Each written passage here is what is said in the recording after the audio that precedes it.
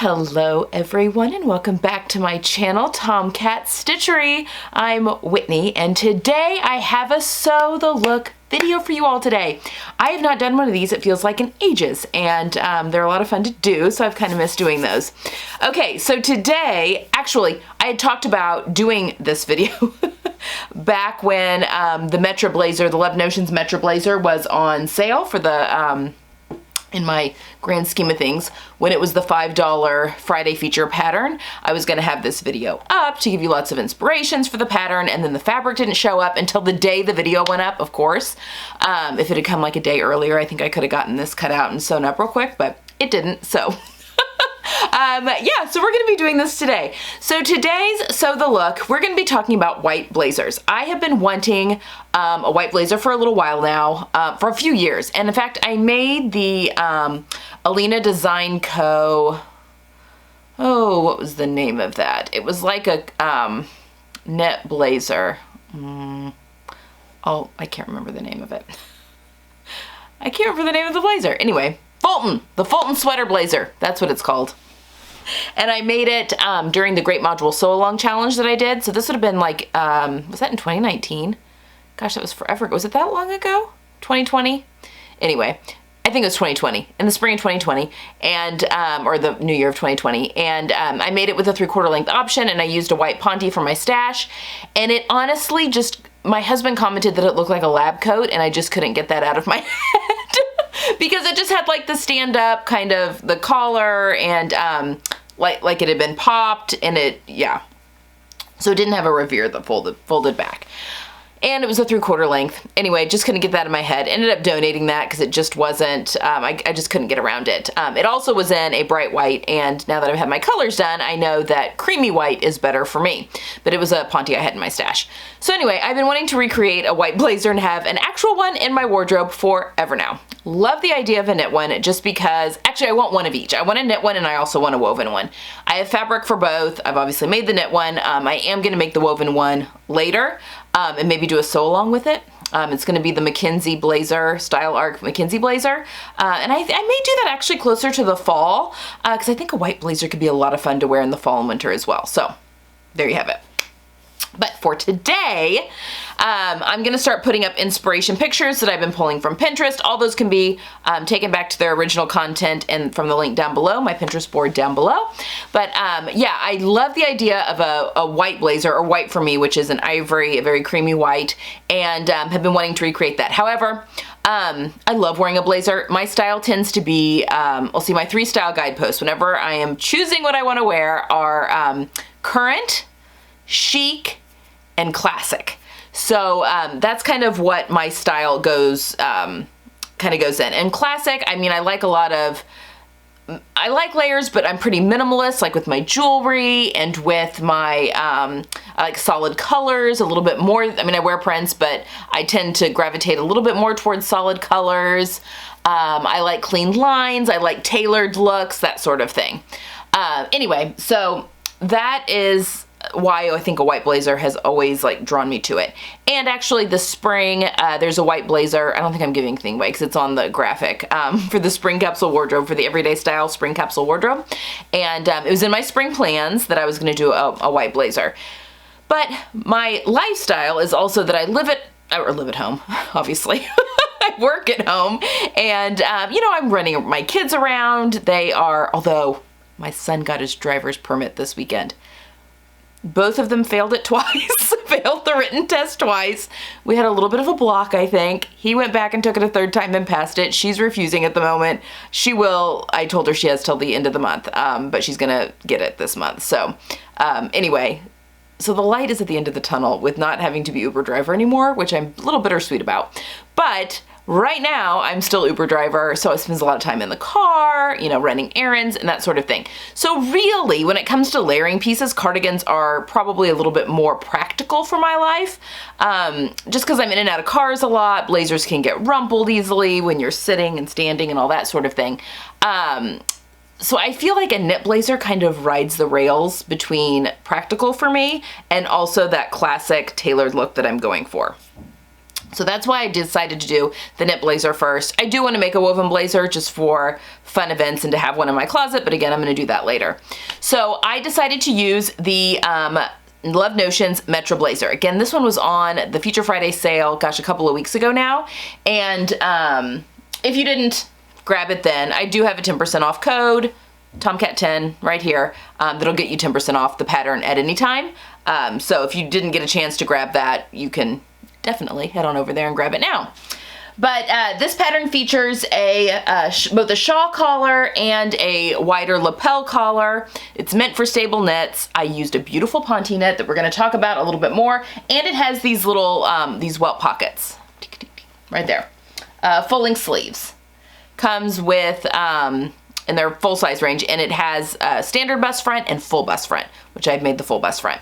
So we'll talk a little bit more about the pattern and the fabric and all that here in just a second. But for my actual style inspiration, I have gone with this picture of Olivia Palermo, who I think is she's got a really great style sense. And I know that she's a style icon for many, and so there's a lot of stuff on Pinterest you can find. But I was actually just looking at white blazers, and she came up, and I loved it. I love that it seems to be an unstructured blazer. In fact, hers might even be a knit blazer. It's kind of hard to tell just from the picture. I loved it paired with, she's got it probably with like a silk camisole. I've gone a little different with my inspiration, and I'll show you that in just a second. I love it with the kind of distressed looking jeans, although I don't like tons of holes in my jeans.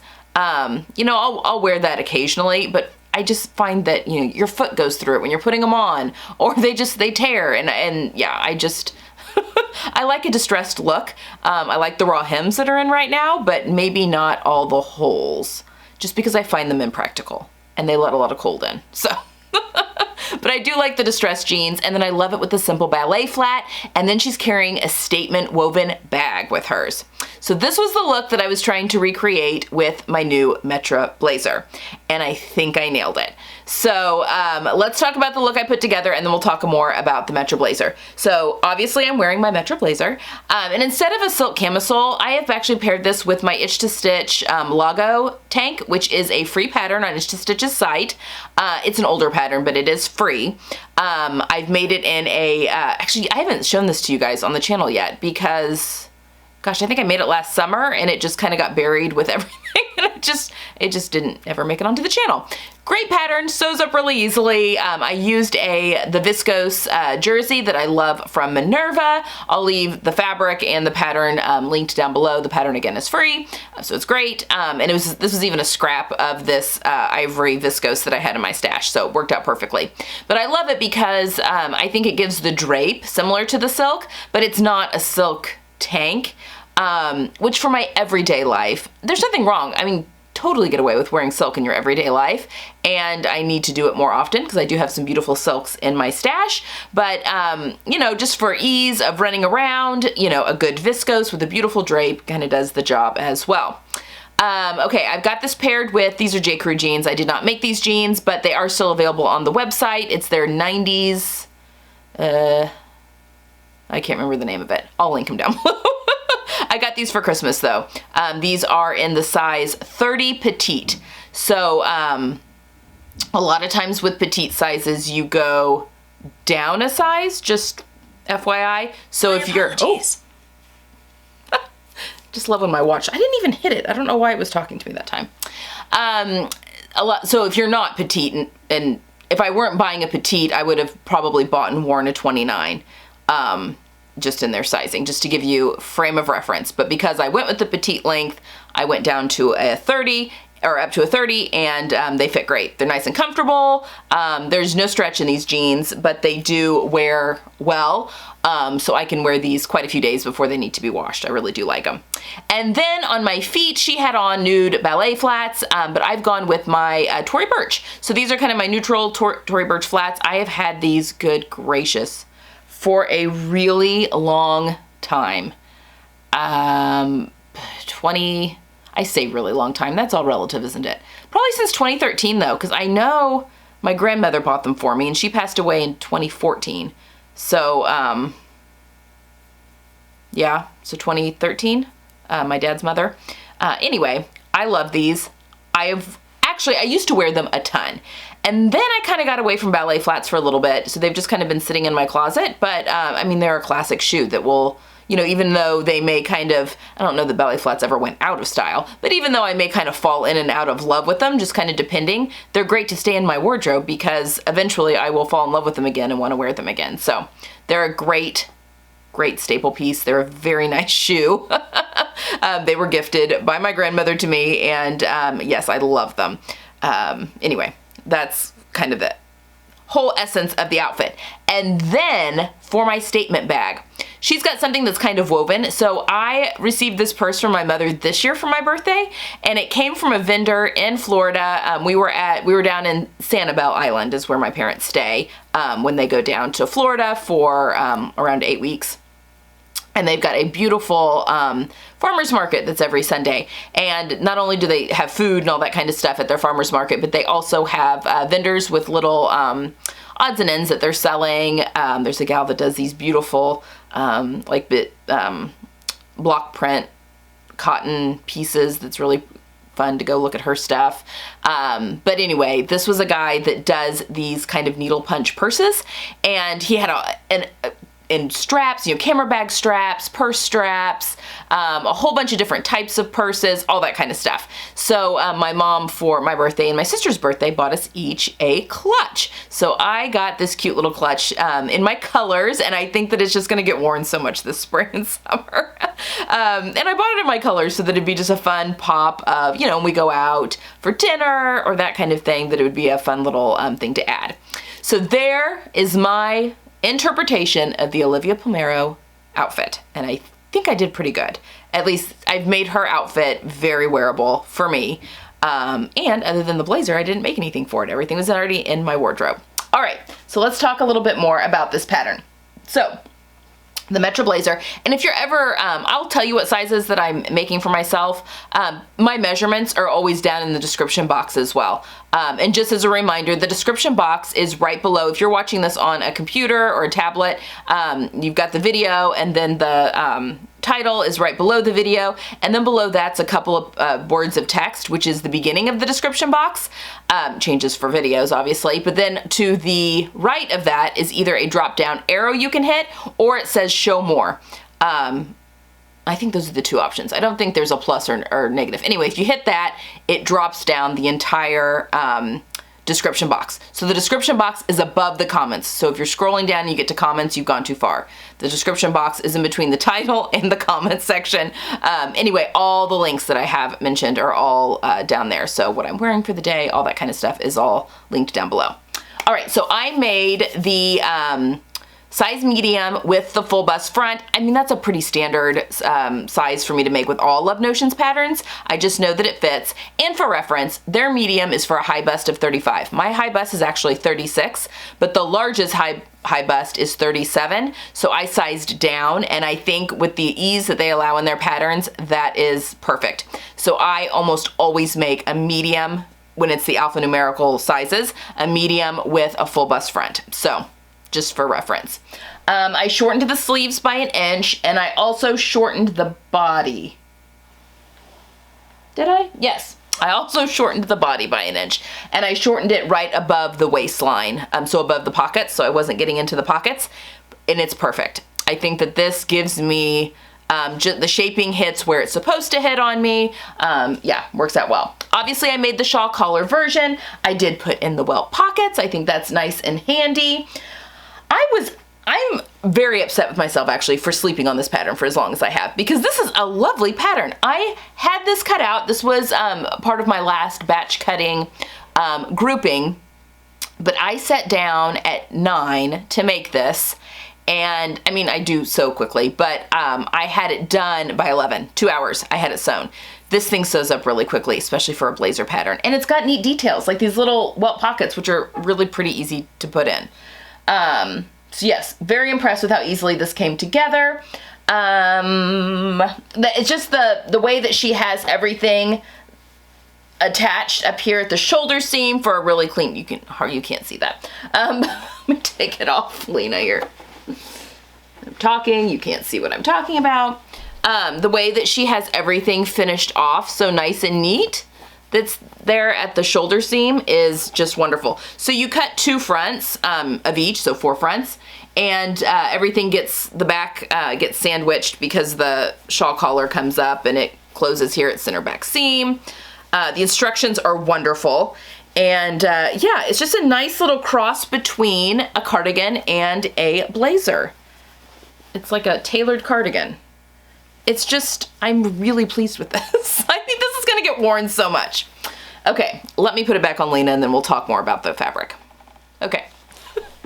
Lena's smaller than I am, so sometimes things look kind of crumply when they don't look that way on me. But, okay, so I clearly made the shawl collar version on this. Now, this is meant for stable knits. So I know, gosh, Karina from Lifting Pins and Needles, she has done some in like a double-sided fabric that's really beautiful where she left off the facings and left like raw edges. I think that's the newest one that she's done, but she's done a few of these and she's got some beautiful stuff over on her channel, period. But she's got some beautiful stuff related to the Metro Blazer as well over on her channel. But you can make this in scubas, you can make this in neoprenes, just any kind of heavyweight, stable knit. Also pontes, which is what I used. Now, not all pontes are equal in weight. There are definitely thinner pontes and thicker pontes. At first I thought, probably the thickest ponte that I have ever worked with is the refined ponte that you can get at Joann's, which is great when it's for the intended, you know, when you use it correctly. I've used it on some things where it's just been too thick, but on my Parker Ponte pants by Style Arc, it was perfect for those pants, you know. Loved that fabric with those pants. This is a, I think it's called a heavyweight ponte from Minerva, and I decided to give it a try. And it's not as heavyweight as the refined ponte from Joann's. And at first I'm like, well, I wonder if this is gonna be heavy enough for, you know, to give me the structure I want with the blazer. And honestly, once I was finished sewing this, it was perfect. Because you have 2 fronts on each that are 2 complete fronts on each side. So 4 total fronts that help create this pocket in a very genius and easy way. And I think if you had had the heavier ponte, this would have been too heavy. So I think that this I would definitely use this ponte again for this blazer if I were making another one of these, and maybe in another color, and maybe the wider lapelled one. That might be kind of fun to try and do it next time. But this ponte comes in quite a few different colors. I used I think the ivory. I'll put it down in the description box, definitely what they called the color, but I will leave a link to the fabric down below as well. And it just was perfect. It sewed really well, it pressed really well, everything about it was really easy. I did use a ballpoint needle in my sewing machine. I put this whole thing together with my sewing machine and just finished my seam allowances with my serger. And I think that's gonna be great. And I didn't even, I used my cover stitch, I guess, on the hem of my sleeves, because those do need to stretch a little bit to get your hand in and out. But for everything else, I finished off, well, you get a clean finish on the inside with the front. But then for the rest, I just had serged the bottoms of the hems and then just top stitched it with my machine so that my top stitching was consistent throughout the entire jacket. I think that worked really, really well. What else is there to say? There's not much else to say about this jacket. It went together really easily. If you've never made a blazer before and want to give one a try, I highly recommend this pattern because it gives you the look of blazer with, but being the ease of construction of like, maybe not quite as easy as typical cardigan patterns, but maybe just one step up, barely. So it's a great segue pattern. So if you've never made a blazer before and that scares you, but you still like the look of blazers, I highly recommend this pattern. It was just lovely to sew, and I highly recommend this pattern fabric combo. I think they went together really well. I think they look great once they're on. And again, it's like an upscale tailored cardigan, kind of. A perfect blending of the cardigan and blazer.